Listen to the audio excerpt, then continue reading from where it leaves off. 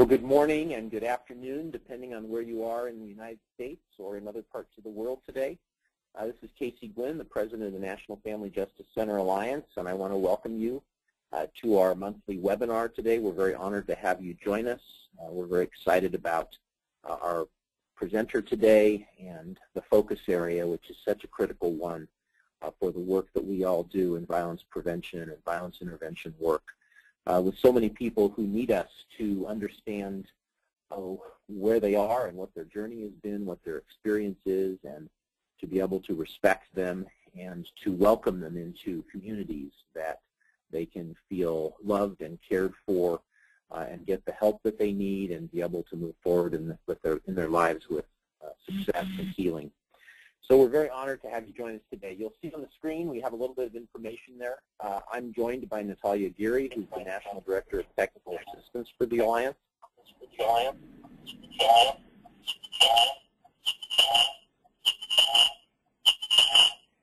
having a little technical difficulty here. Hang on a second.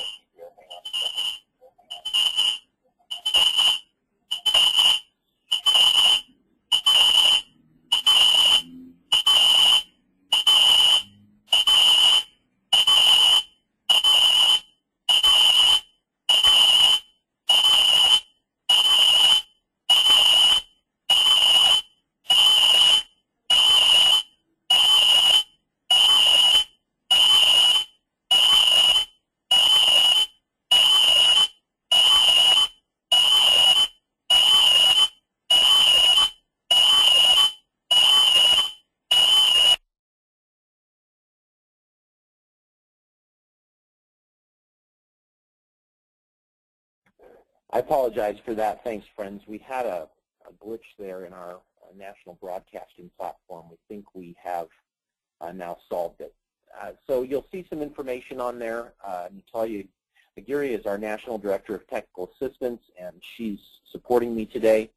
This webinar is being recorded. All of you are muted during this presentation. I do want to let you know that we are going to be accepting questions both during and at the end of the presentation. If you're logged into our GoToMeeting platform, you will type in those questions, and those will come to Natalia, and she will provide them to me so that we can give them to Ursula as she presents with us today. And we will take the questions then and work through them at the end of the formal presentation today. As I said, my name is Casey Gwynn. I'm the President of the National Family Justice Center Alliance, and on behalf of our CEO, Gail Strack, and our whole team here at the Alliance, we appreciate you joining us today. This is our team at the National Family Justice Center Alliance. We always like to give a shout out to what Gail calls our small but mighty team. We enjoy the work that we do together and always appreciate the chance to be able to see you all at various seminars and workshops around the country. We always prefer in-person contact, but in the absence of that, we do a lot of national broadcasting, both by audio calls and through webinars. We do want to thank the U.S. Department of Justice Office on Violence Against Women for sponsoring this webinar today. We serve as the technical assistance provider for family justice centers and for other kinds of multi-agency models around the country that are trying to bring together professionals from both government and non-government agencies, working together to address issues around domestic violence, sexual assault, human trafficking, elder abuse, stalking, and related forms of oppression that really connect to the family, that connect to abuse in the home. So we're very honored to have OVW support. We actually just had Bea Hansen here at the National Family Justice Center Alliance last week as part of OVW's National Listening Tour. Bea and her team are traveling all over the country. Some of you may have had forums in your communities, and we appreciated having Bea here and at about 40 agencies from San Diego County all together with her, really reflecting on where we've been since the passage of the Violence Against Women Act in 1994 and where we all hope to go in the work that we're all doing. I do want to give a couple shout-outs before we jump into the webinar. Some of you know we host the Training Institute on Strangulation Prevention, which is the largest and most comprehensive training program in America for professionals dealing with strangulation assaults, both in intimate partner violence and in sexual assault situations. The most dangerous men in the world strangle women in the midst of other types of assaults. And so we run that institute. Gail Strack's been leading that effort nationally as a research leader and policy leader for over 20 years. And we are hosting our next institute in Fort Worth, Texas, February 24th to 27th. We're actually hosting it at the new One Safe Place Family Justice Center, which is the largest, most comprehensive family justice center in the United States, just opened. Really quite stunning 70,000 square foot facility. And they did one of the things that we challenged them to do, which was to build a training facility within the Family Justice Center. So they have a 160-seat conference room and 6 breakout rooms. And so we're seeing teams already registering, multidisciplinary teams from all over the country to join us in February. So if you want more information about that, you can get it off of FamilyJusticeCenter.com or go directly to our Reg Online site for the Advanced Strangulation course. So we'll have people from all over the country, mostly coming in multidisciplinary teams. You'll see a little more information about the course there on your screen. Sarah Wee, who's our Health Program Associate, is helping to coordinate that with Gail. We have a great faculty coming, and it'll be a very exciting 4-day course to really go very deep into these issues around dealing with strangulation assaults in the United States. So I wanted to give a shout out to that. Some of you also know that we host an annual conference every year. This next year our conference is in San Diego. We tend to move it around the country, but for the next 2 years we'll be in San Diego. We've rented an island that you can see there in the picture. It's April 21 to 23, and the resort is called Paradise Point Hotel and Spa. It's actually the first time we've ever done a conference that's not in a high-rise hotel, but we felt it only appropriate to go to Paradise Point this next year because I think wait, when is it? April, is that? If it's the last. We've got background noise here. I don't know who's speaking or how they're getting into our call, but we're hearing background noise from somebody talking. I apologize for that. The resort that we've rented is really appropriate for our theme for 2015, which is Health Matters, Hope Heals, what every professional needs to know about trauma.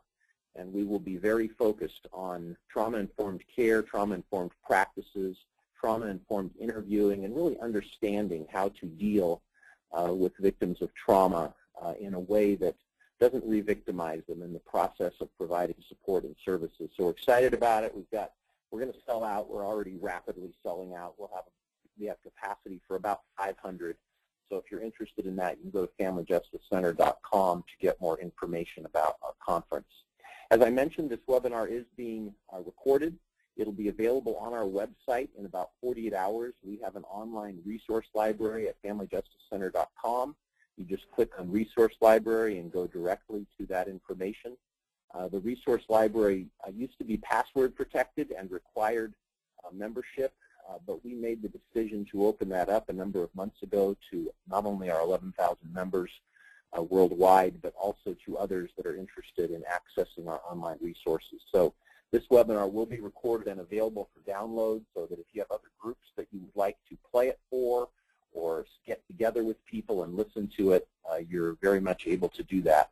We are a continuing education provider in the state of California for lawyers and for CEUs as well, for therapists and other providers, but we do not provide those services throughout the country. It tends to be, however, that the information that we provide for CEUs and MCLE in California are good enough to get credits in other states. So you'll receive a checklist after this webinar that will allow you to download all the information from this webinar to use if you want to seek credit in your state. So let's dive in. It's my great honor to introduce Ursula Campos Johnson, who's going to be presenting for us today. Ursula has a master's in social work. She's the coordinator of the hate violence program as part of the New York City anti-violence program. She's been doing the work for 6 years in the LGBTQ community. She is a survivor of intimate partner violence. She identifies as pansexual in orientation, and she was born and raised in Brooklyn. We're very excited to have her joining us. Ursula's done a lot of work, not just in New York City, but she's also done a lot of work at the educational level with Columbia School of Social Work, with the Columbia School of Nursing, with the New York State Coalition Against Domestic Violence. She's affiliated with the Manhattan Family Justice Center. And we just so appreciate not only the work that she does, but really the expertise that she brings to this topic. Whatever your background or training that you may or may not have had in the world of LGBT, GNC, QH, and related issues, this is a crucial topic for us. So many that don't understand and don't have respect for folks that are coming to us for help are going to fail them if we don't really understand who we're dealing with and what their beliefs and values are and where they come from, what their life experience is, how they identify themselves. And these pieces are so important. So as we dive into this, I know the journey that we're on in this country and the controversies and the battles around social issues and political issues and conservative folks and liberal folks and on and on and on. But when it comes to this work, we all need to be united in an approach that says we're going to reach out with respect, we're going to get educated and reach out with understanding in order to meet the needs of people that come to us for help. So we're very honored, Ursula, to have you join us today. Thank you. I'm going to turn over the controls to you, and welcome to our monthly webinar. It's all yours. Thank you so much for that warm introduction, Casey. So I definitely come with certain expertise, but just to put out there that I know there's just so much expertise from folks in the audience, and to acknowledge that some of the information that I'll be giving today may be new for some folks, some of it may be a review for other folks, and I'm just really appreciative of all the experts, I can't say in the room, which is what I typically do, but who are listening in and open to learning about working with the LGBTQ and or HIV-affected communities who are affected by intimate partner violence. So I'll get started. So the title of this workshop is Working with LGBTQ and or HIV-affected Survivors of Intimate Partner Violence at Family Justice Centers, and exploring what some obstacles in working with folks of those communities and some opportunities would be in family justice centers. And we say and or HIV affected because often folks are kind of put together like you must be HIV affected if you're part of the LGBTQ community, and we want to be clear that although that may be what folks may assume about LGBTQ folks, that not everyone who's LGBTQ is HIV affected, and not everyone who's HIV affected is LGBTQ. So we did fix that to say and or, to be mindful of the fact that we don't want to perpetuate stigmas against the community. So as Casey introduced me, I'm Ursula Campos Johnson. I'm coordinator of the Hate Violence Program, and that is our general office number. And also in the lower right-hand corner, you'll see the number to our 24-hour bilingual hotline. And we take calls nationally, and we have a national coalition of anti-violence programs that I'll also talk about as well, so folks will be connected. So just a little information about our mission and our values. We envision a world where all LGBTQ and or HIV-affected folks are safe and live free from violence. So ideally, AVP and the National Coalition of Anti-Violence Programs doesn't have to exist because everybody's free from violence. But in the meantime, what we do want to do is collaborate with folks so that we won't be one of the only places in New York City that provides services to LGBTQ and or HIV-affected survivors of violence, but that anybody who provides services to survivors of domestic violence and intimate partner violence is also comfortable with and inclusive of LGBTQ and or HIV-affected communities.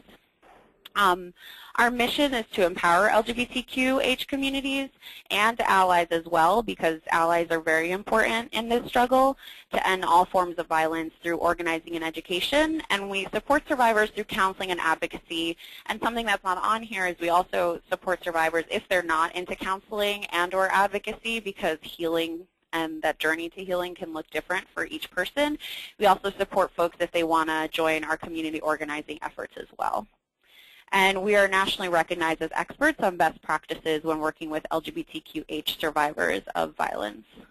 And on our website, which the website is on the lower left-hand corner, you can find information for our warm line, which is for service providers nationwide to call in and get technical assistance from the National Coalition of Anti-Violence Programs. And so here at the Anti-Violence Project, we have kind of three prongs, three ways that we provide support to folks, either folks who are learning about the LGBTQ and or HIV-affected communities, or folks who are part of those communities. And so one of the ways, which is the department that I'm from, is our Client Services Department. We have, as I mentioned, our 24-hour hotline. It's bilingual in English and Spanish. And we, in the Client Services Department, are taking hotline calls during business hours, so Monday through Friday, 10 to 6 p.m. Eastern Standard Time. And then after those hours, we have volunteers that have been trained to take hotline calls that take on those hotline calls after hours. We also provide short-term individual supportive counseling around all types of violence, so not just intimate partner violence. Also domestic violence shelter advocacy.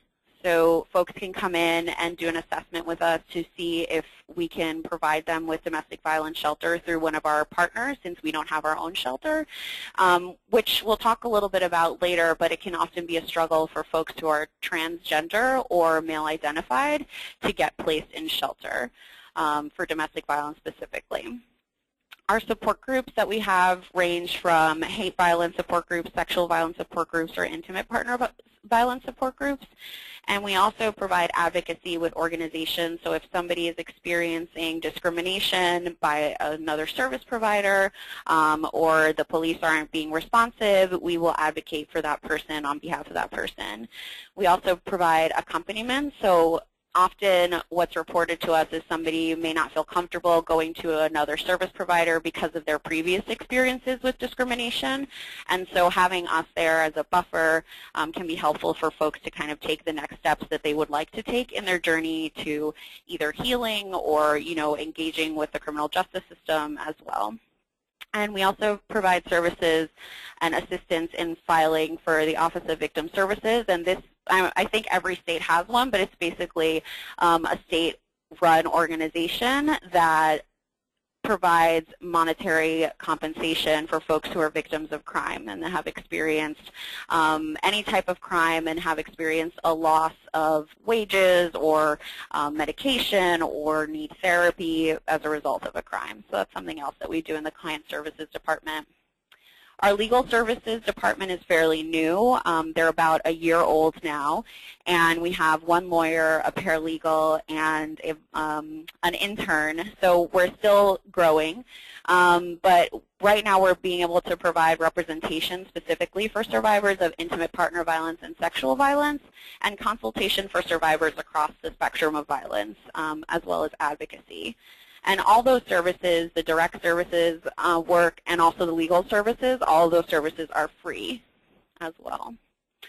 Through our community organizing department, we provide education and training. So although I'm in client services, today I'm doing a little bit of that community organizing and providing some education and training.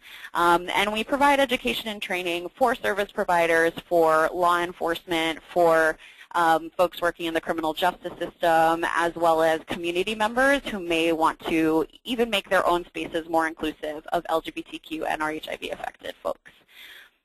We also have rapid incident response, which basically means if an incident happens in New York City or touches any of like our national work as well, then we would respond rapidly and provide folks with connections to community-based organizations, but also call upon politicians in the area where the violence happened to see what they are doing to address this issue, as well as talking to law enforcement and district attorneys to see if a survivor might want to talk to us, but also to see what we can kind of do to support folks in those systems. And as I mentioned before, we have a national coalition of anti-violence programs.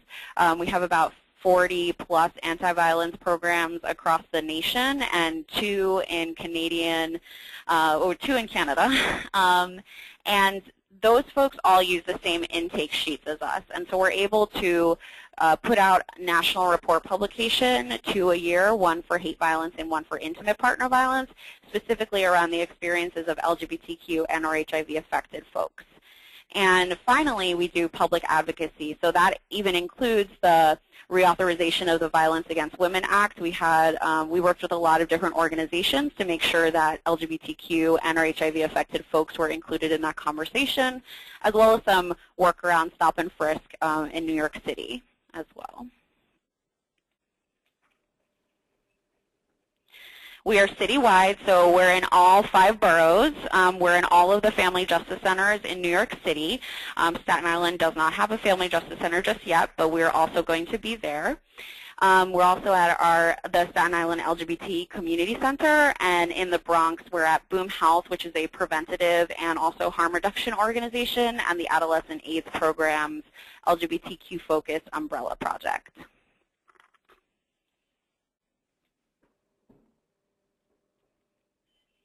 So today we have, a few objectives. I'm excited to go through these objectives and go through the slides. I'm also especially excited to hear your questions towards the end because, again, there's a lot of expertise in the room, and this information may be a review for some folks, maybe new for some folks. I'm excited to hear questions, comments, constructive criticism and all that as well. So we want to support you in developing basic language and skills to effectively work with LGBTQ and or HIV-affected individuals, and to understand the unique experiences of LGBTQ and or HIV-affected individuals who have experienced intimate partner violence. And as mentioned in the title, kind of figuring out what are some roadblocks to accessing mainstream safety services and also support for LGBTQ survivors of violence, and ways that as a service provider in whichever position you're in, how you can support someone in overcoming barriers to service by either creating change individually or systemically, and creating those welcoming and inclusive environments and family justice centers where folks can feel that they will be able to go to an organization to file a report and get services.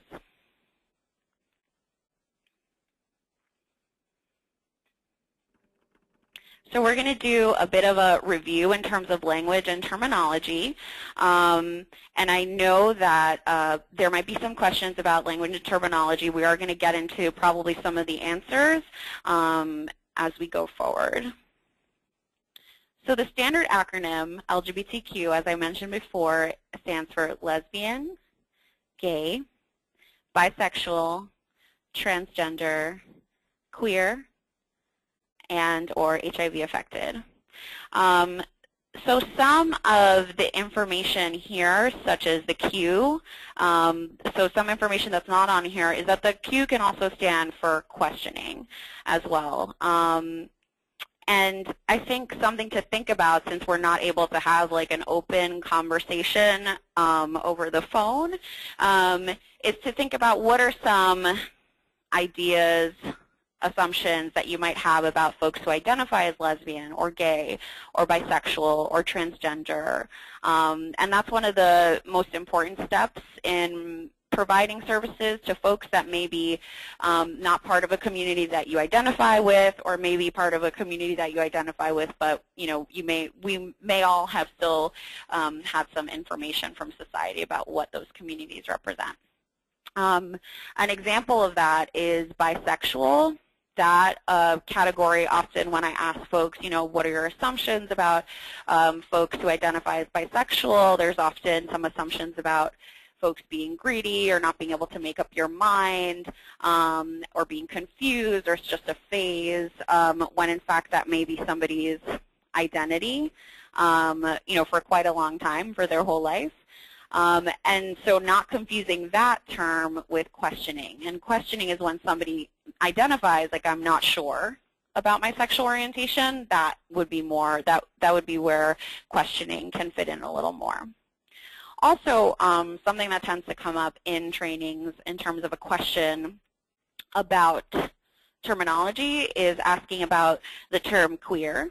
I know for myself, queer was something used as a negative and was not necessarily a term that you would want to be called. And one of the ways to explain why this term is being used again is kind of a reclaiming of a word that basically talks about how, okay, queer was used before to say I'm weird, to say I'm not normal, and folks kind of being proud about being part of a community that is different. And so using queer as a term to identify as such as well. And I know that when Casey introduced me, he let folks know about my sexual orientation, which is that I identify as pansexual. And you don't see that on LGBTQ or H in the acronym. So one thing to keep in mind is that although maybe when I said pansexual, maybe not, folks may have wondered, what does that mean? That question, I think, is a valid question, and then making sure when you're meeting with someone to make it seem less biased, so finding out, like, what their identity is if they say pansexual, writing that down, and then doing research about the term so folks aren't necessarily educating you as the service provider. But pansexual, basically, to explain, means that I'm attracted to folks across the gender identity spectrum. So rather than thinking in terms of bisexual, that there's only man and women, but that there's a spectrum of gender identities.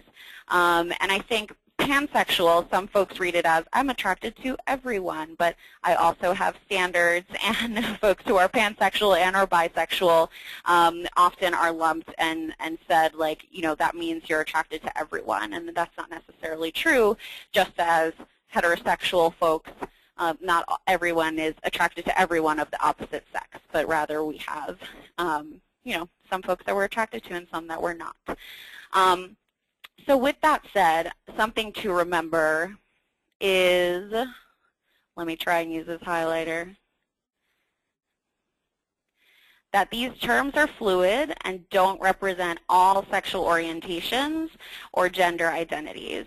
And so when you ask an open-ended question such as, what is your sexual orientation, that allows somebody to fill that in, which is very important, and it's always best and important to respect folks' self-determination and honor the terms they use to identify themselves, even if those are new terms to us or maybe terms that we may have thought of as an insult before, such as queer.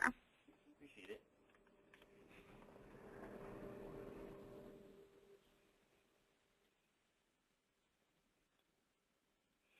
So we're going to talk a little bit about gender as well, since we talked a little bit about sexual orientation. And, asking ourselves as folks who provide services to survivors of intimate partner violence in whatever capacity that is, why is it important to think about gender in the context of intimate partner violence? And one of the biggest things that comes up is often, even for myself, before I started my work here at the Anti-Violence Project, I grew up thinking, okay, intimate partner violence, domestic violence, woman as victim, and man as abuser. And so thinking about who we perceive as violent according to their gender identity or the way that they look, their presentation, and thinking about who can be more victimized for those same reasons and where those kind of ideas that we've developed have come from. So it's important to think about gender because of that as well, since there are limited ideas about sex and gender. And often, high levels of violence and discrimination happen to LGBTQ folks who don't follow traditional gender roles. And not just LGBTQ folks. The example that I use pretty often is if somebody, even if they identify as heterosexual, and let's say they identify as a heterosexual man, and they decide to go into nursing, that even still today, that doesn't fit into what people may think is an appropriate gender role for a man. And so folks may use homophobic language, right, or sexist language in order to tease that person and bully that person and make them feel bad. So it happens very often that when we don't fit into certain gender roles, that there's a backlash in the heterosexual community, but also in the LGBTQ community. And one of the things that we kind of come into contact pretty often before, not as often now, but still when folks are interacting with law enforcement and they're two people of the same gender identity and one person is more masculine looking, folks have tended to assume that the person who's more masculine looking is the abuser because, again, going back to like what have we kind of learned about or known about domestic violence for a very long time. So we have some traditional ideas about sex here and how we kind of define sex, which is often biological and physiological characteristics. That's how folks often think about sex. And the things that typically make up our sex are primary sex characteristics such as genitalia and also like the inner workings as well, our reproductive systems, chromosomes, which are not as visible, or not visible, as well as hormones. And often, and again, something to think about, right? Often we can rely on secondary sex characteristics to help us figure out how somebody identifies, if they identify as a man or a woman. Those can be facial hair, height, body mass, vocal range as well. And it could even be, and I don't think this is a secondary sex characteristic, but, you know, how somebody like, you know, is their hair cut a certain way, right? Like how somebody walks and like you see them from behind and you might make assumptions about somebody's gender identity. And I think part of the work for today is not to ask that like those assumptions, or not to say that those assumptions will never happen, but that although they're happening, that we make sure as service providers to be able to know, okay, this is happening to me and I am making assumptions about somebody's identity, but I'm still going to ask them an open-ended question, how do you identify, rather than going with our assumptions. And gender, as we spoke about a little, or as I spoke about a little bit, refers to the socially constructed roles, behaviors, activities, et cetera, that society considers appropriate for men and women. And I used the example before of the male nurse, but then there are also examples about, you know, folks who identify as women, and this is very man-woman focused, you know, the examples that I'm giving, but folks who identify as women and maybe, you know, would like to be a mechanic or maybe like even being a doctor. Like those are things that society typically may bunch in with folks who are male identified, especially if folks are in positions of power and identify as women or more feminine presenting. And masculine and feminine are gender categories. So male and female are sex categories, and masculine and feminine are gender categories. So I spoke a little bit about gender identity. And one of the important takeaways of this is that how somebody identifies may not always equal how that person looks or presents. But we may identify someone because of going back to secondary sex characteristics, you know, what our assumptions are about, you know, somebody who identifies as a man or identifies as a woman. But the most important thing is gender identity does not have to equal how somebody looks on the outside. It's unique to every individual, and it may not always match the sex that they were assigned at birth. And the term that's often used when assigned sex does not match a person's gender identity is transgender. And if you notice, I use assigned sex rather than born as, or their real sex, etc. And I use assigned sex because when we're babies, we can't really choose which sex and or gender we identify as. The same thing for our name. We can't really choose our name. We're assigned a name at birth. I wouldn't have chosen Ursula if I had a choice in it.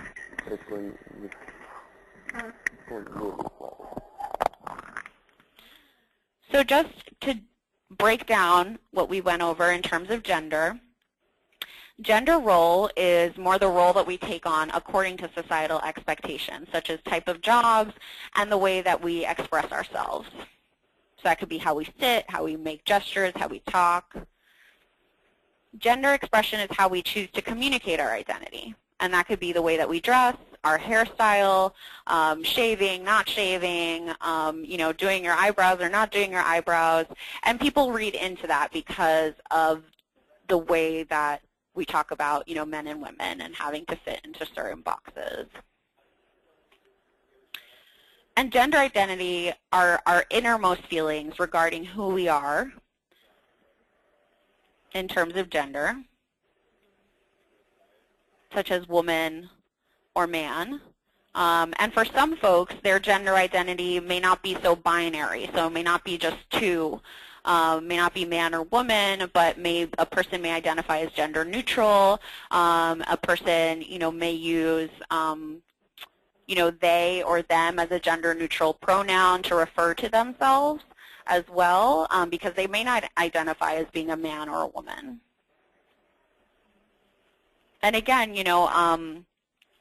acknowledging that depending on where we're coming from and how much information we have and which communities we're from, this information might be new and confusing. The most important thing is that being confused can be normal, and having biases is normal, that happens, but that we don't project that onto the person that we're working with, and that we continue asking open-ended questions about identity and respecting their, the way that they self-identify. So I'm going to read a little quote about gender socialization, actually a big quote. "It's beautiful," I exclaim. "It is, in fact, a particularly fine watch my father has just bought for my 7th birthday. The jeweled face throwing back at me the summer sunlight. It's searching for the right word. It's divine." I breathe happily. My father's face comes up sharply, his pupils narrowing. Boys don't say divine. And he watches me, his head cocked slightly to one side. I open my mouth to question this unfathomable statement, but there is something hard in his voice and his eyes. Suddenly my pleasure evaporates and is replaced entirely by fear. I know if I question him, I'll probably get the palm of his hand. So that really speaks to how folks who are part of the LGBTQ community, but also folks who may not be part of the LGBTQ community, how certain reactions when we're growing up from either parents or, classmates and such will make us feel like we cannot be out about certain things, whether that's using the word divine, whether that's, our actual identity. And so it can be really hard and sometimes misread when folks are not as open about certain information because they're afraid of a reaction because of their previous experiences of discrimination. And another thing to emphasize is that sexual orientation and gender identity are different. So sexual orientation, it's about who you are attracted to romantically, sexually, or spiritually. And gender identity is, again, how you understand your own gender and how you express that. And sometimes people may put together, if somebody identifies as a woman, and not that any of you here do that, but if you have, if somebody identifies as a woman, then she must be attracted to men. Right, and that is heteronormative thought process because it's saying you must be heterosexual rather than asking an open-ended question about somebody's sexual orientation. So Transgender, as we spoke about very briefly, is an umbrella term and is used to describe folks whose way of understanding and expressing their own gender is different from what society expects. Many people don't embrace this term. I think of the many trainings I've gone to, and folks are not accepting of the term transgender in hostile ways, not ways of learning. And something to think about in terms of transgender is if folks have worked with Spanish-speaking clients, sometimes folks use the term transsexual and may not use transgénero. So transsexual would translate to transsexual, and transgénero would translate to transgender. So while I may shy away from using transsexual in English, if somebody identifies themselves to me as such, then I will, use that information and put that down in the intake form as well. Some folks who fit under the umbrella term of transgender are folks whose gender identity is fluid. So the folks may use different pronouns, so pronouns being she or he or they, use different pronouns at certain times in their lives and change their name or change the way that they dress. And I think something that can happen, and has happened even to myself, is kind of this rigidity of if somebody identifies as she, then that person must continue to identify as such, and that cannot shift. And something new to kind of embrace, or that's not new but being spoken of, I think, more often, is that folks may be more fluid in terms of their gender identity. And again, that may be confusing, and that may, bring up biases. And the important part is if somebody says, well, I identify as she today, and then another time they identify and use a gender-neutral pronoun such as they, that you mirror that language. And that's one of the most important things of the work in general in terms of providing services to survivors of intimate partner violence.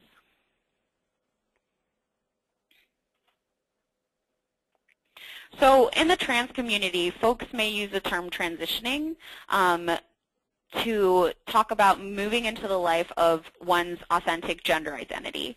And some folks may wonder if somebody is transitioning, have they received sex reassignment surgery, or are they taking hormones? And something to keep in mind is that not everyone wants to have sex reassignment surgery or take hormones, and not everyone can afford to do that, and it may not be safe for some folks to use medical procedures to move into their authentic gender identity as well. And that every person's transitioning process is unique to that individual, and that if, thinking about what are the questions that you may ask somebody who identifies as trans that you wouldn't ask to somebody who is not part of the trans community. And if you would ask a person who identifies as trans about hormones and sex reassignment surgery, and it's not relevant to the work that you're doing, that might be sightseeing and may not be information that you need at that time. So again, some steps taken by folks who identify as trans or gender nonconforming can include hormone therapy. Some folks may change their name, changing their pronoun that they use, their expression, and also sex or gender reassignment surgery, which can also be called gender affirming surgery.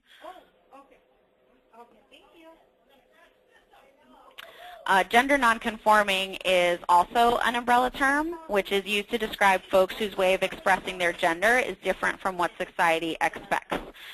So I identify as a woman, a cisgender woman, and I don't know if folks know that term, but cisgender is basically someone who is assigned a certain gender at birth and continues identifying with that gender as they go on in life. So in terms of folks who are, cisgender, they may not be part of the trans or gender nonconforming community, but folks who are cisgender may be gender nonconforming. So they may dress outside of their gender identity according to what society expects, and so their presentation could be gender nonconforming.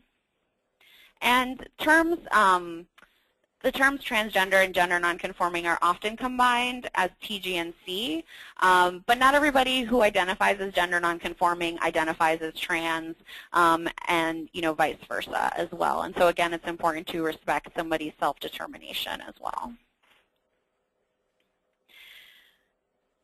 So there are different levels of discrimination that happen in LGBTQ communities. The different types that can come up are homophobia, transphobia, and heterosexism. And there are the different levels are interpersonal, institutional, and internalized. And we're going to talk a little bit about that as well. So some examples that can come up for folks in terms of interpersonal discrimination is the use of anti-LGBTQ slurs or harassment, family rejection, outing someone as well. And what you'll see when we also talk about intimate partner violence is that often these examples of discrimination that happen on interpersonal, institutional, and internalized levels are mirrored in intimate partner violence. So it's basically like the same thing happening, but in that in the relationship. Institutionally, in terms of systemic discrimination, there's still unequal access to employment for trans folks, and trans folks can still be fired in New York State just for being transgender. Not in New York City, but still in New York State. Often what happens is also trans women are seen as sex workers and profiled by the police even though they may not be doing sex work. And they can also be profiled not just by the police but by communities such as the LGBT community. And as I mentioned before, gay and bisexual men and also trans folks have limited or no access to domestic violence shelters. Even though VAWA was reauthorized, folks are still having a hard time because, again, of the historic understanding of domestic violence of being inclusive of folks who are male-identified and or trans-identified.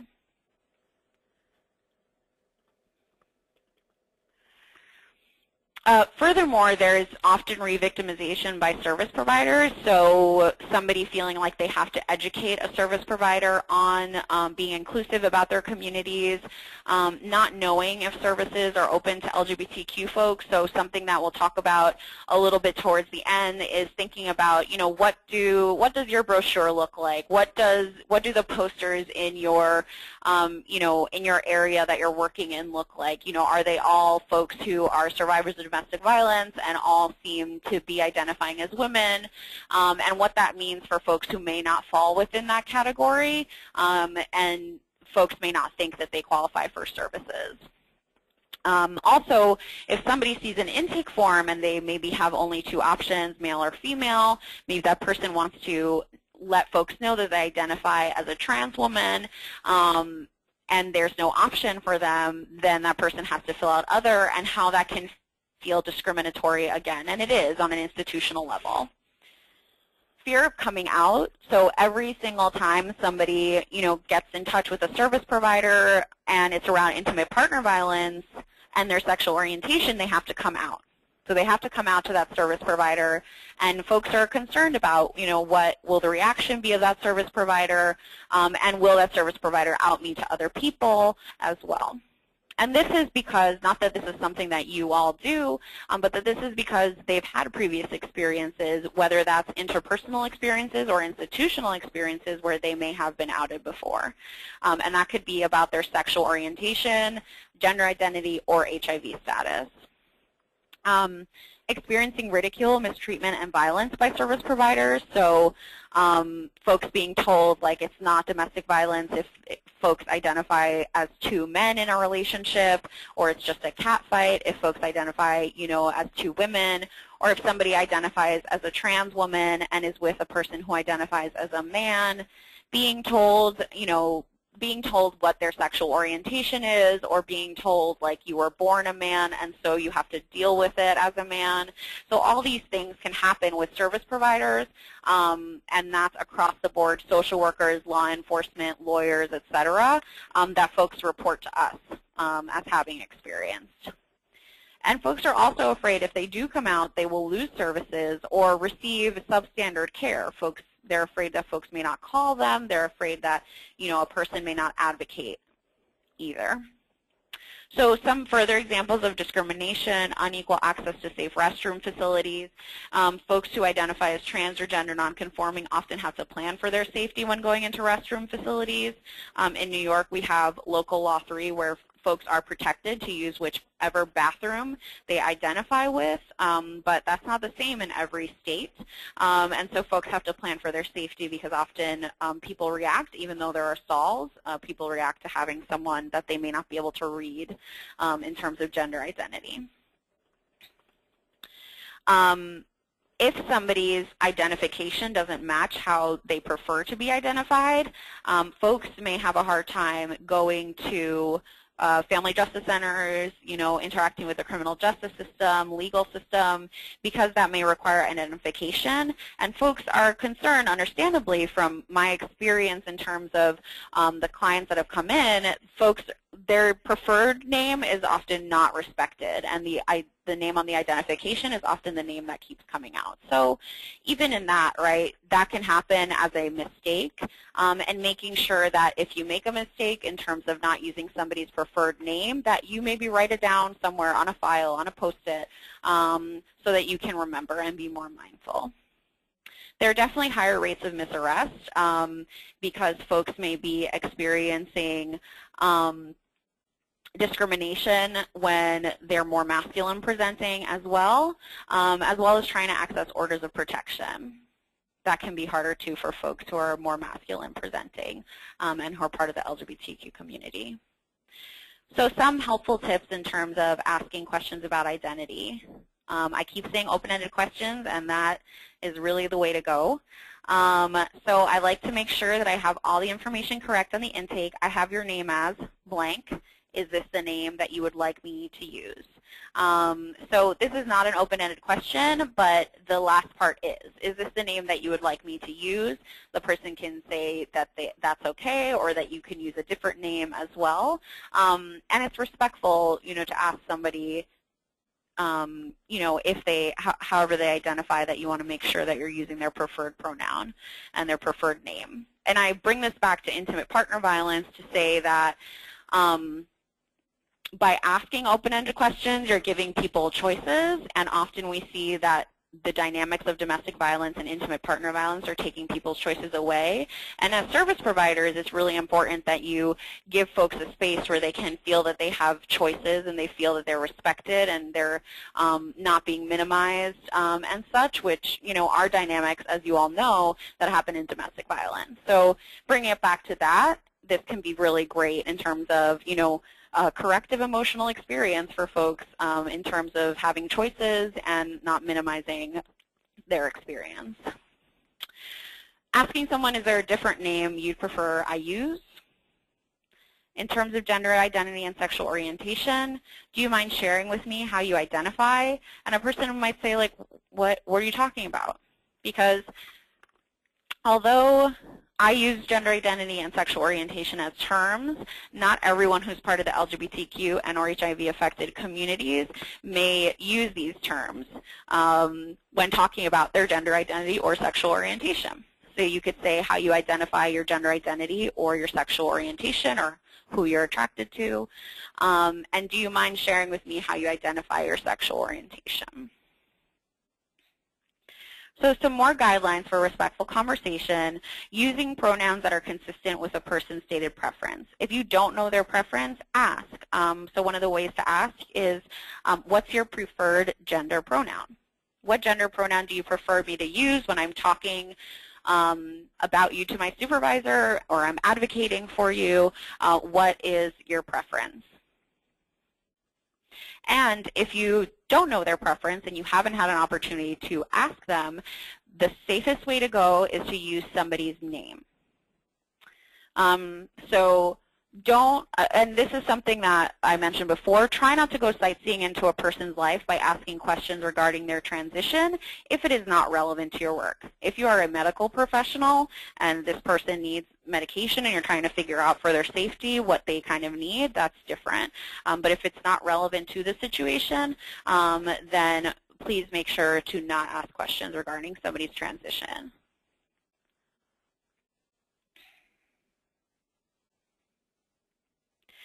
So in January 2013, the CDC found that LG and B folks experience IPV and SV at the same or higher rates as heterosexual folks.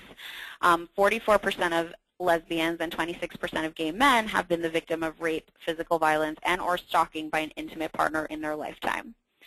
So with that information, a question to ask yourself is, what did I think? Like, how often did I think that intimate partner violence happens in the LGBTQ communities? And what are the reasons that I thought that number as well?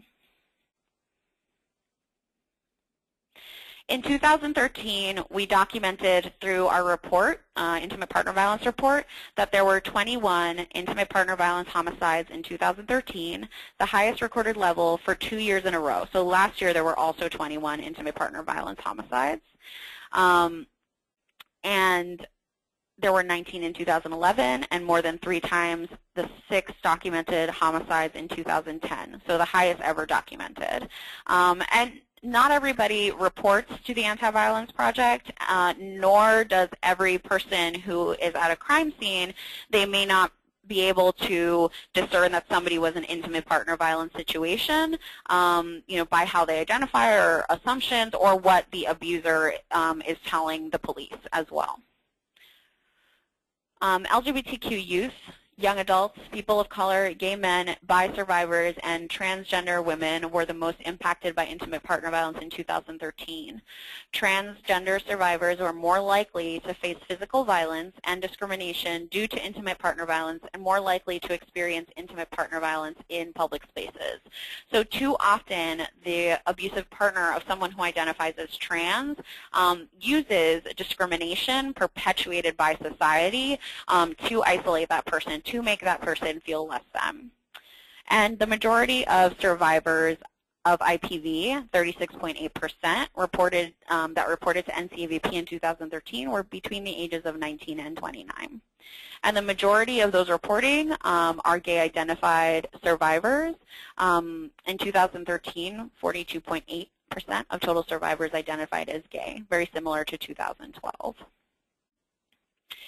So some different examples of power and control tactics. Again, the interpersonal is very similar to discrimination. Use of homophobic or transphobic, biphobic slurs, throwing away hormones if somebody is transitioning and using hormones, controlling a partner's gender expression. And this doesn't just happen, right, in LGBTQ relationships. Often folks control their partner's way of dress in heterosexual relationships. Negating personal decisions about medical care, clothes, makeup, etc., telling the partner they deserve the abuse. For folks who identify as trans and or for folks who have experienced sexual violence and may not be comfortable with certain body parts being touched or referred to, and the partner knows this, the partner may exploit this to maintain control in the relationship. Some uses of institutions by the abuser is calling the police first, filing false child abuse charges, co-opting limited services available to LGBTQ folks, and threatening to out the partner. And that could be around gender identity, sexual orientation, or HIV status, as well as threatening to jeopardize immigration status. And violence affects everyone. And I think that goes without saying with all the expertise in the room as well.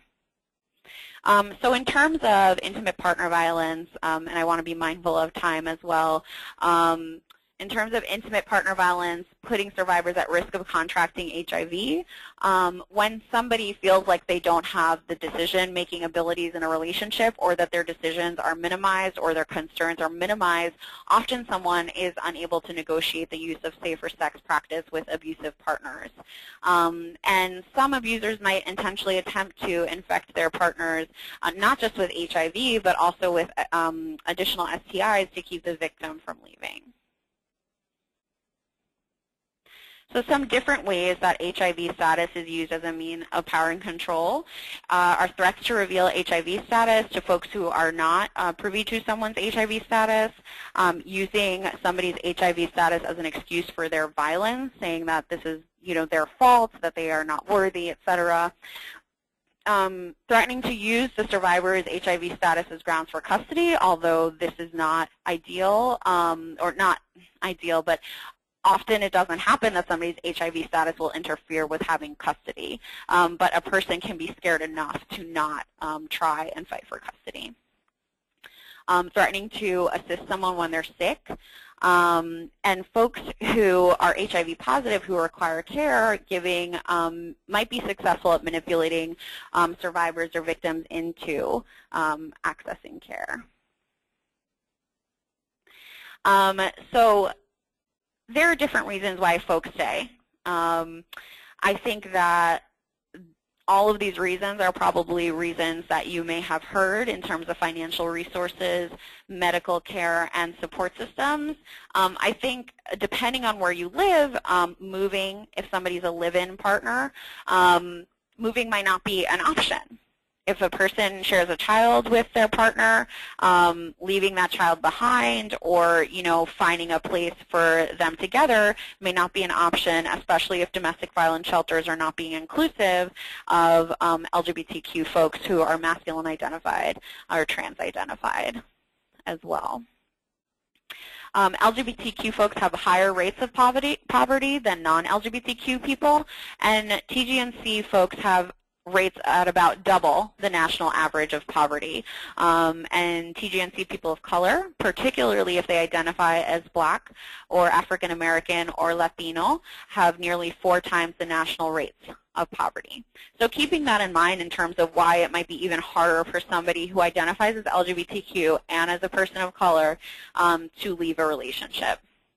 For someone who is HIV affected, leaving can raise an array of concerns about caregiving if they're the caregiver or the person receiving, and also the stigma of having HIV or AIDS. LGBTQ folks may have less of a support network or of family and friends. What we see is the statistics in terms of family abandonment of young folks is that 40% of the homeless youth population are LGBTQ and have been kicked out of their home after they've come out. And so if they develop a relationship with somebody and that person is the only person they have, it may seem and feel and be that they have nobody else to reach out to, right? They also might fear their identity might be more likely to be disclosed if they reach out for safety-related assistance, and that partner notification practices for folks who are HIV positive may put them at risk of further violence. So some unique considerations for folks who are LGBTQ and are HIV affected when you're safety planning with them is to respect preferences around identity.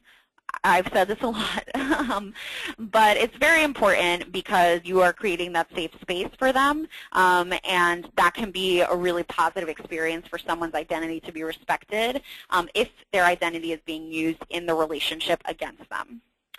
Respecting confidentiality, consider social location and context, race, class, religion, education, ability, etc., and how that might affect how systems interact with that person and how that person feels about certain systems as well. And that could be, the social worker system, that could be the law enforcement system, criminal justice system, hospital, etc. So thinking about that, that relationship. Discussing potential benefits and risks of disclosures and interactions with police, medical system, criminal justice system, and service providers. So often, what we do here is that we provide folks with the risks and benefits and different options and outcomes. So that person can make their choices. And again, one of the big things that I see in my work here is increasing somebody's choices when they felt that they didn't have any left. So you could be a place where you can provide choices to somebody. Because the community is very small, depending on where you are, but even in New York City, we have to plan for folks routinely running into their abusive partners at the LGBT center, at groups, etc., and what they can do, whether that is, provide an order of protection to a person at the front desk if they feel comfortable, or deciding to leave if they see, their abusive partner in a group, etc. So that is something to take into consideration for folks who are LGBTQ and may have a very small community depending on where you're located. And one of the important things this should definitely be at the top, in my opinion, is including resilience and strengths. What has worked for that person in the past? What are the tools they have used to cope or survive already? They have survived and they've gotten to you, and that takes a lot. And so they have tools. They may not call it safety planning. They may not call it, however we call it as service providers, but they have expertise as well. And I'm sure you all consider that too. And also considering that they know their partner best and their partner's schedule, their partner's reactions to things, their partner's triggers as well. So it's really important to include that in safety planning, not just for LGBTQ folks, but for all of the folks that we work with. So some action steps when responding to LGBTQ survivors. So making your FJC welcoming and safe for LGBTQ and or HIV-affected survivors of intimate partner violence are on different levels. So there are definitely individual and definitely institutional action steps. So the first thing that I know I said probably at the beginning is to assess your own values or beliefs regarding sexual orientation and gender identity. So going back, reviewing this training and asking yourself, what do I think about these communities? And maybe, where have I gotten, what was the first time that I got information about LGBTQ folks, about HIV-affected folks as well, and how that might inform one's opinions now, values, or beliefs now. In line with that, addressing your internal biases. If you know that you have a certain thing that you think about bisexual folks, or if you think that, and this is something that, folks have thought that pansexual is not a valid identity or whatever, addressing, why you might think that, and if you continue thinking that, making sure to not take it out on the client, and making sure that you treat folks who identify as LGBTQ and or HIV affected the same way that you would treat a person who identifies as heterosexual and identifies as a woman.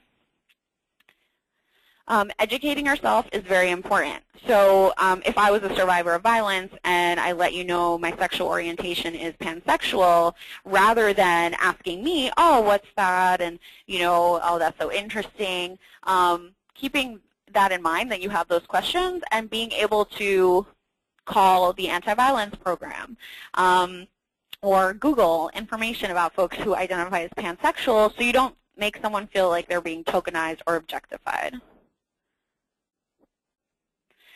Some additional interpersonal action steps is using inclusive language such as partner. And I'm sure you've heard me use that over and over again today, because that it's not an open-ended question, but it is open in terms of partner does not indicate that somebody, like what somebody's gender identity is as somebody's partner.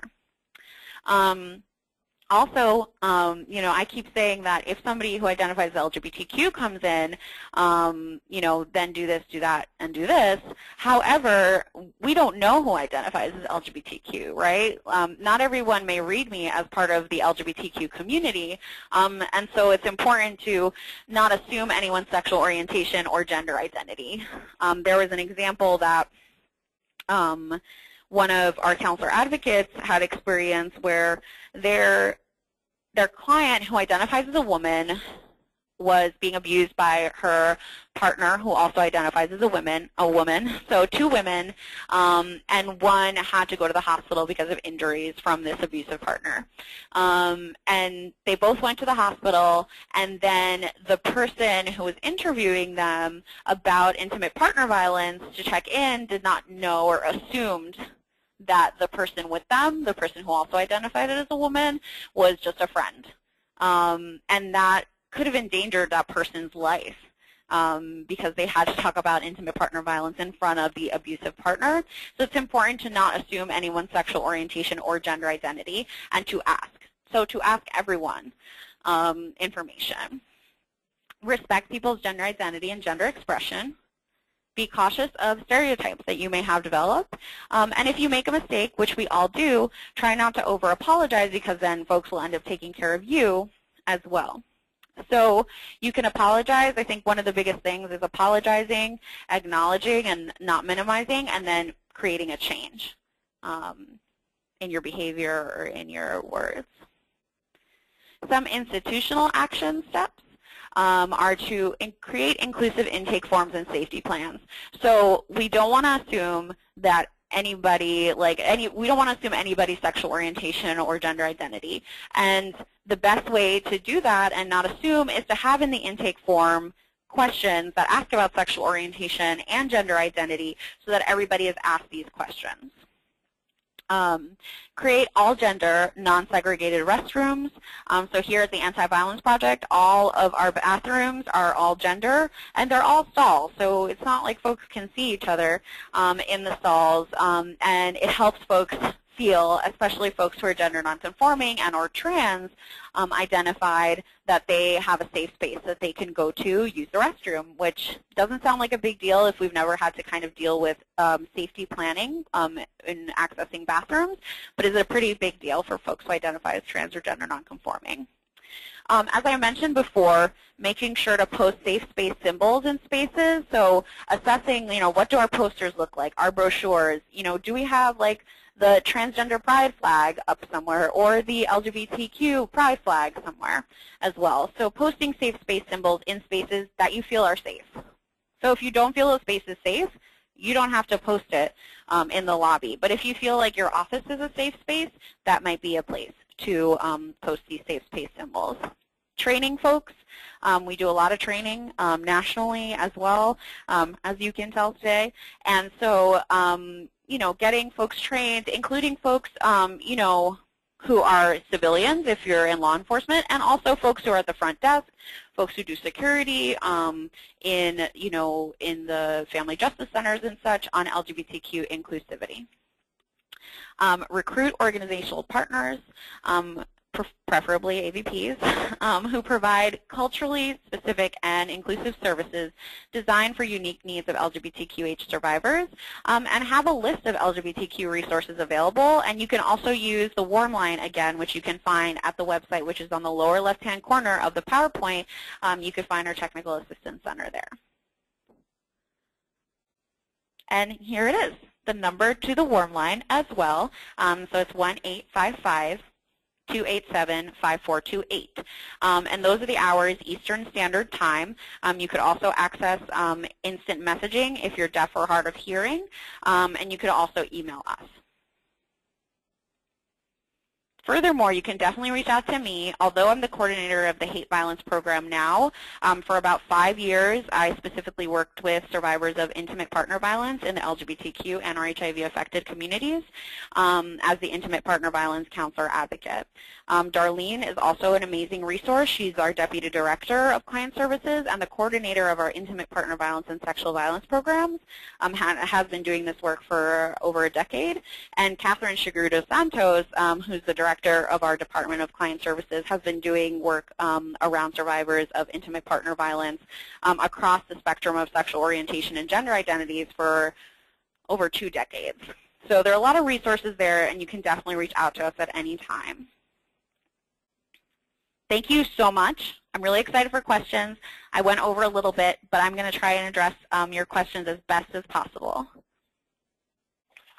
Well, thank you, Ursula, so much. That was great. I really appreciate you investing the time, and I know some other folks on your team were hoping to join you today. Yeah.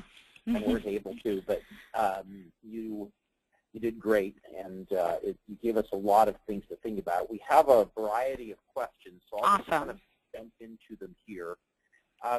There's a number of questions just about this general idea of kind of where you think family justice centers should start from an outreach standpoint. Given the significance of intimate partner violence in the LGBT community, kind of ideas you have for community outreach, engagement, really beginning to build that relationship with other organizations in the community that need to connect to the Family Justice Center. Obviously, you've talked a little bit about things that can be done in the center and signage and intake and other things that can be less discriminatory and more welcoming and less judgmental and more inclusive.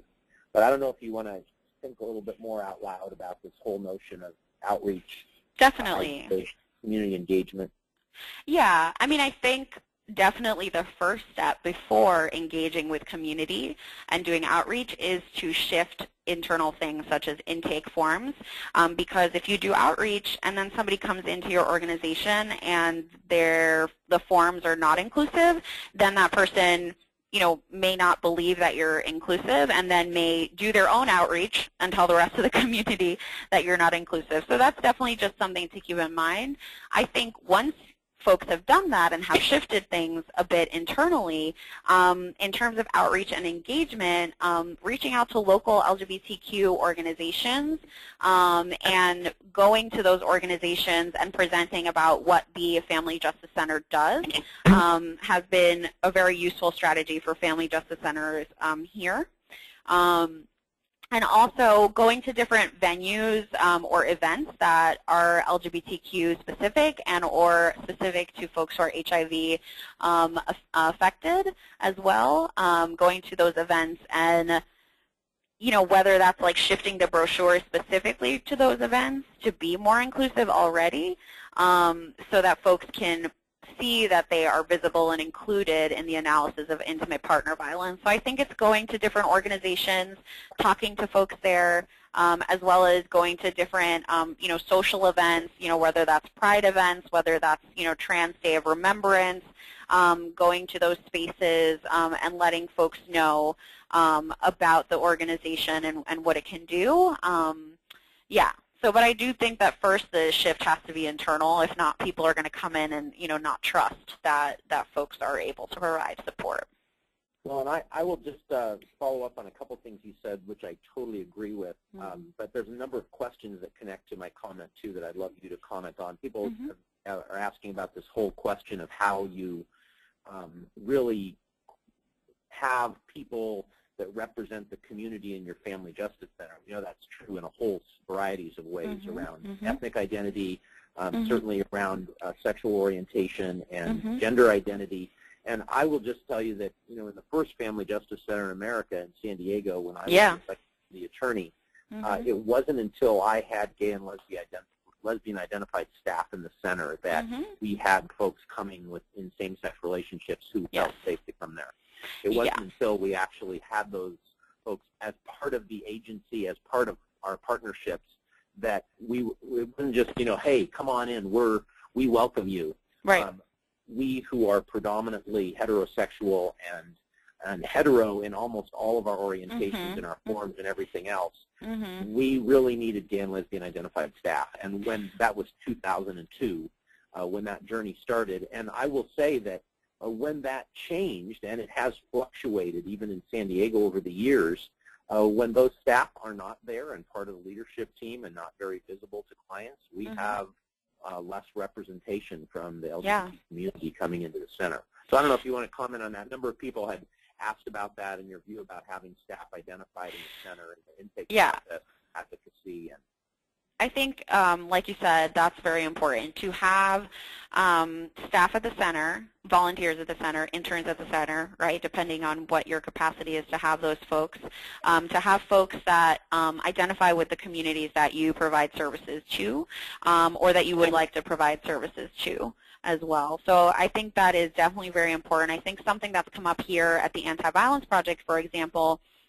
is that folks in the trans community, up until like maybe 5 or 6 years ago, didn't really believe that the Anti-Violence Project was inclusive of trans folks, because at the time we may have had one person on staff that identified as trans, and until we increased the capacity of, increasing jobs, but also increasing the amount of folks who identified as trans to work here.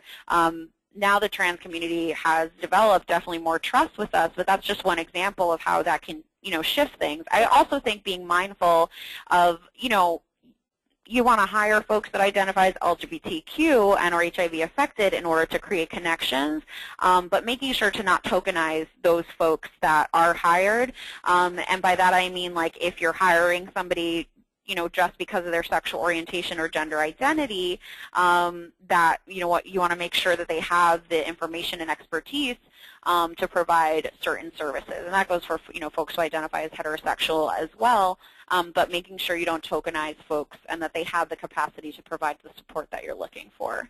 But I do think it is important for the community to be mirrored in service provision. Yeah. There's a number of questions around really the whole reality of rural communities in America and small town communities and the homophobic reactions that exist virtually everywhere and the biases against the LGBT community in large numbers, in particularly, I would say, more so in rural and suburban communities. I mean, I spend a lot of time at family justice centers in the South where they don't even really want to have this conversation inside their community. And so there's a number of questions about that. How do you identify resources in small towns or in rural communities for LGBT needs? How do you engage the community in that conversation when you have such profound biases against the community that you're trying to address that are coming from the court system, from folks in the court system, from law enforcement folks, from others? How do you kind of try to begin that journey in communities where you're up against that? And I know that's we could do a 4-hour webinar. I know, maybe a 5-year webinar on social change, but I don't know if you want to talk a little bit about that. I can definitely address it a little bit. I think that Chai Jindasudat, who does our co-coordinates or is the co-director of our community organizing department and one of the directors of the National Coalition of Anti-Violence Programs, definitely would have even more expertise than I do on this. But I know that even for us, it has been a struggle. Even in all the national programs that we have, specifically when talking about the South and more rural communities that are not just in the South, like it can be very hard to engage folks, and we have a small amount of folks in those areas that are working with AVP because of the intense homophobia, transphobia, racism, and beyond that can exist in those spaces. And I think one of the ways that I would, recommend folks to do is to, definitely look at the list of service providers that we work with on the national level as a resource, especially the ones in the South. And also that there are organizations doing work around racial justice, justice around immigration status and such as Southerners on New Ground, SONG, that also do really great work with the LGBTQ community. So what we typically have seen is that in those spaces where folks are doing social justice work in general, in the South and in more rural communities, that those folks are able to engage in a conversation about the intersection of identities, that racial justice is also linked to LGBTQ work because people who identify as LGBTQ may also identify as people of color. So I think that's a way to find folks that are safe as well. But I do think, to just acknowledge that it is a struggle, even for us, to engage folks in rural communities to support survivors of intimate partner violence who are LGBTQ. But I do think that Chai Jindasudat would be a great person to also ask the question to, and he's actually the person on our warm line, so the number that I gave, and he has helped, he often helps people kind of figure out how to develop those spaces as well in rural communities. And I will say to folks listening, for those of you that do have questions like that, we're happy to, if you provide us with contact information, we're happy to forward those on to Ursula and the team to be able to respond to those questions as a technical assistance provider. And I will say, Ursula, just to echo something you said, this is all about relationships. And whether it's a rural community or a suburban or urban community, if you're sensitive to these issues and you care and you want to change things, you got to find allies.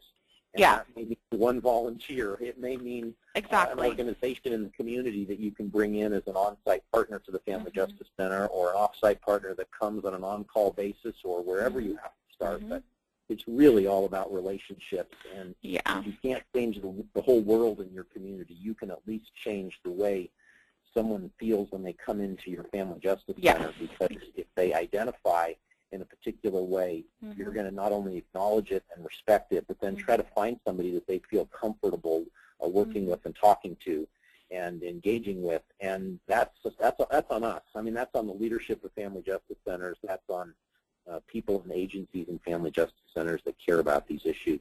There's a number of other questions that have popped up. Yeah. One is around the name Family Justice Centers, and obviously, we have about 90 centers around the country, and they're not all called Family Justice Centers. I mean, some have the name One Safe Place. In Milwaukee, it's called the Family Peace Center. In Arizona, they're called Family Advocacy Centers.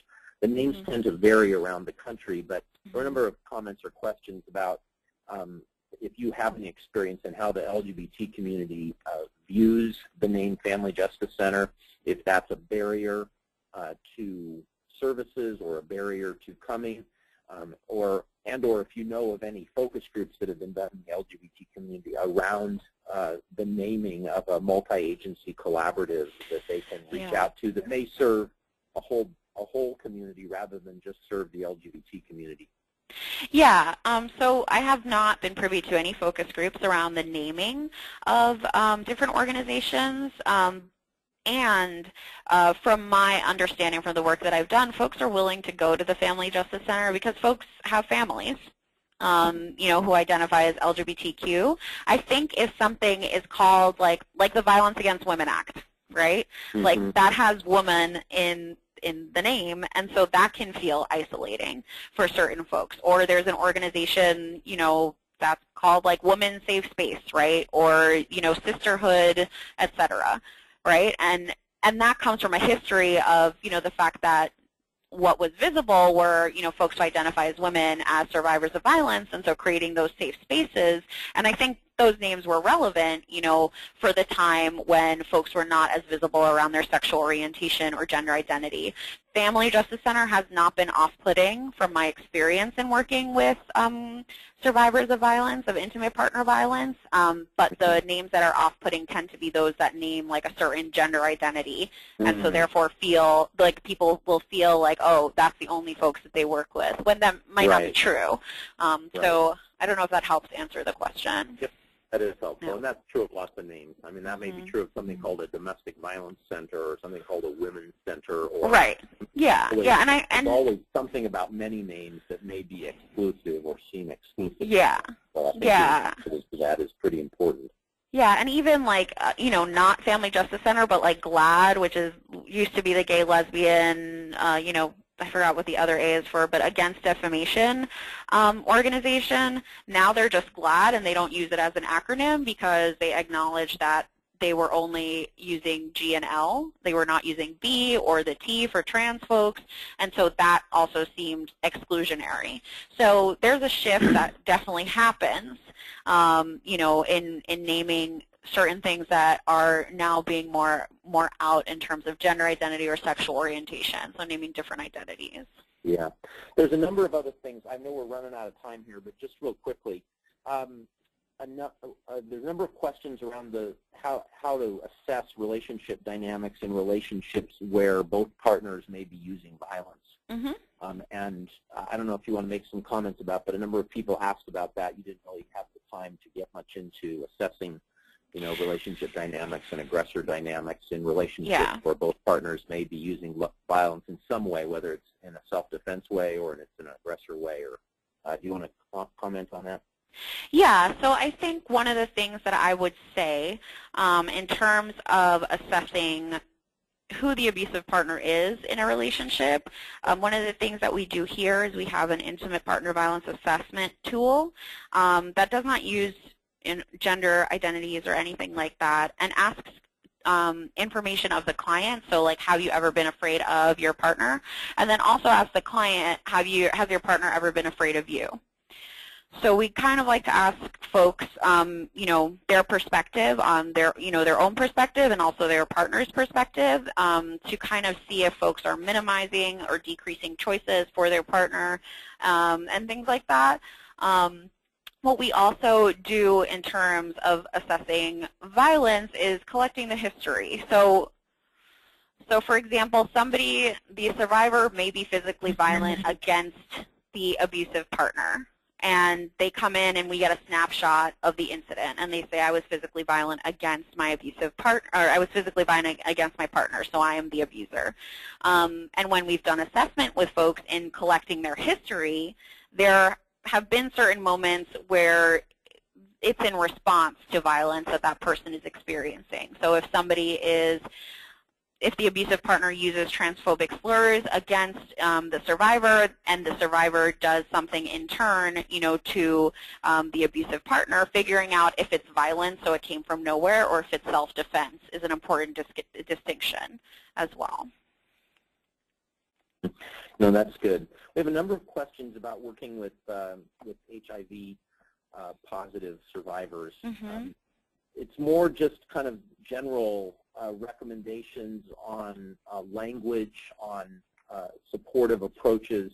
And I know this is over my years as a prosecutor, I had a number of situations where I was dealing with, I can think of one case in particular who was a heterosexual survivor of intimate partner violence who had found out she was HIV positive from her abusive partner after he assaulted her. And as she was saying, I'm leaving, he basically said, well, you can leave if you want, but you're dead because you're HIV, because I've given it to you now, so kind of screw you. And it was that scene in particular happened in front of my house where I heard a woman screaming, and I came outside, and there she was. Wow, yeah. And had to separate them and then try to start to deal with them. So I'm quite sensitive to those questions about, how to reach out to them, how to support them, particularly in the crisis of finding out this kind of health news.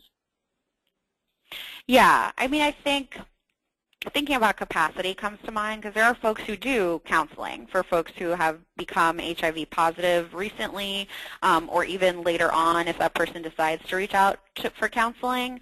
So I think thinking about, is this a space, is the Family Justice Center the space where we have the capacity to support someone on a long-term basis about their, recent diagnosis as being HIV positive. So I think thinking about that is important, because there may be folks who have additional expertise. But I do think addressing the fact that stigma can play into how somebody feels about themselves and how available they feel like a relationship in the future will be like, because they would have to come out about their HIV status, is important to talk about. So the stigma and its effects on someone who's experienced intimate partner violence is definitely something to bring into that conversation in order to support folks to kind of destigmatize, demystify, the feelings that they're experiencing, like the shame and the blame that they are experiencing. So that would be my suggestion. No, that's great. Well, we are coming to the end of our time here, Ursula, but I do want to tell you, we always know that a webinar is good and the presenter is gifted and capable when we have people saying, I don't have a question, I just want to say Ursula's incredible, she did a great job. You so guys. Appreciate the information. We've gotten a variety of those comments, and that, of course, is altogether true. So when people say, anytime she's speaking anywhere else, I'm coming, that's a great endorsement. I don't have a question. I just want you to know that. So thank you so much, Ursula, for presenting for us. Thank you for the time that you've given us and for your really excellent information. I'm actually just going to go back for a moment here and put up Ursula's email address and contact information for members of her team that you can see there, and you can access them at avp.org, and you can also see the bilingual hotline number. So I just wanted to put that up one more time as we wrap up. So Ursula, thank you so much. Thank you, and feel free to reach out to any of us, all of us.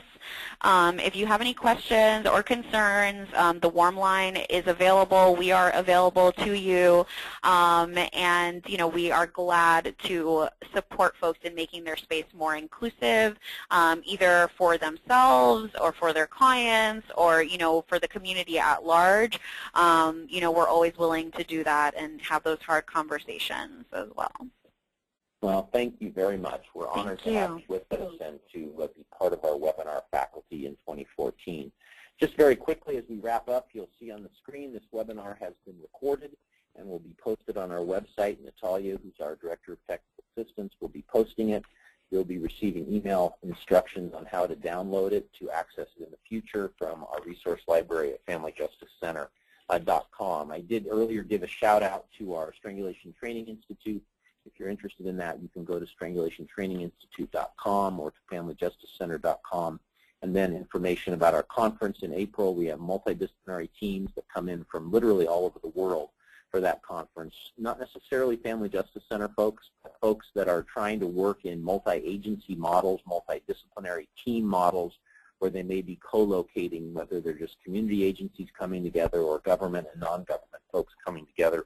So that conference we're very excited about, focused on trauma-informed practice.